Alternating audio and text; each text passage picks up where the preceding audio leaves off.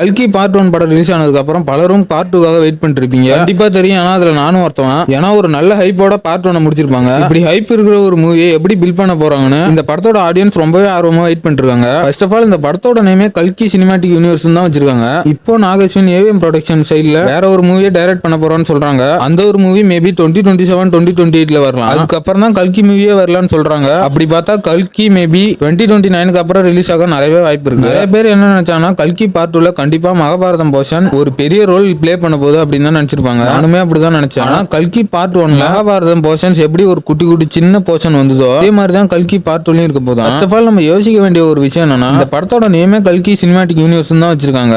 இந்த cinematic யூனிவர்ஸ்னே name வச்சிருக்கிறதால ஒண்ணு மட்டும் கண்டிப்பா தெரியுது. இந்த ஒரு படம் பார்ட் 1 நிக்க போறது இல்ல. நம்ம லோகேஷ் கனகராஜோட எல்சி மாரி இந்த படத்துலயும் வர்ற ஒவ்வொரு மெயின் கேரக்டருக்கும் தனியா ஒரு மூவி கொடுக்கப்படலாம். இந்த ஒரு யூனிவர்ஸ்ல நிறைய மூவிஸ் இணையும் போது மேபி நிறைய டைரக்டர்ஸுமே நாகேஸ்வரன் கூட கம்பைன் ஆகலாம். எனக்கு என்ன தோணுதுன்னா பார்ட் 2ல மகாபாரதம் போர்ஷன்ஸ் என்னமோ குட்டி குட்டியா தான் வரப்போகுது. ஆனா அதுக்கு இடையில இந்த கல்கி சினிமாட்டிக் யூனிவர்ஸ்ல நிறைய மூவிஸ் வரலாம். அதுல வர movies maybe full and full Mahabharatham போர்ஷன்ஸோட கூட வரலாம். நம்ம நிறைய பேட் கமெண்ட்ஸ் பண்றீங்க, கொஞ்சம் அது மட்டும் வேணாமே. வீடியோ எடிட் பண்ணும்போதெல்லாம் வாய்ஸ் கரெக்டா தான் இருக்கு. ஆனா வீடியோ யூடியூப்ல அப்லோட் பண்ணும்போது சவுண்ட் டிகிரீஸ் ஆயிடுது. அஃப்கோர்ஸ் நான் ஒரு YouTube beginner. So mobile phone மைக்ல தான் வாய்ஸ் கொடுத்து என்னால முடிஞ்ச அளவுக்கு எடிட் பண்ணி போட்டுருக்கேன். சோ சப்போர்ட் பண்ணணும்னு நினைக்கிறவங்க சப்போர்ட் பண்ணுங்க. இந்த பேட் கமெண்ட்ஸ் எல்லாம் கொஞ்சம் தவிர்த்துக்கலாமே. சோ இப்போ வீடியோக்குள்ள போலாம். மேபி இந்த ஒரு கல்கி மூவில கல்கி அப்படின்ற ஒரு யூனிவர்ஸ் இல்லாம நம்ம பிரபாஸுக்கு கர்ணான்னு ஒரு தனிப்படம் கூட வரலாம். அதே போலதான் விஜய் தேவர்கொண்டா அவர்களுக்குமே ஒரு தனிப்படம் வரலாம். அது மட்டும் இல்லாம சில ஆக்டர்ஸுமே கேமியோ எல்லாம் கொடுத்திருந்தாங்க. அவங்களுக்கு தனியா ஒரு மூவி இல்லைனாலும் மேபி இந்த கல்கி சினிமாட்டிக் யூனிவர்ஸ்ல நிறைய படம் வரலாம். அதுல கல்கி படத்துல கேமியோ கொடுத்த எல்லாருக்குமே சின்ன சின்ன போர்ஷன்ஸ் இருக்குன்னு நினைக்கிறேன். ஏன்னா தேவையில்லாம அவங்களுக்கு சின்ன சின்ன கேமியோ கொடுத்து நாகேஸ்வரன் அவங்களோட கேரக்டர்ஸை பேஸ் பண்ண மாட்டாருன்னு தான் நினைக்கிறேன். அது மட்டும் இல்லாம இந்த படத்துக்கு மெயின் லீட் ரோல் பிரபாஸ் அவர்கள் கிடையாது.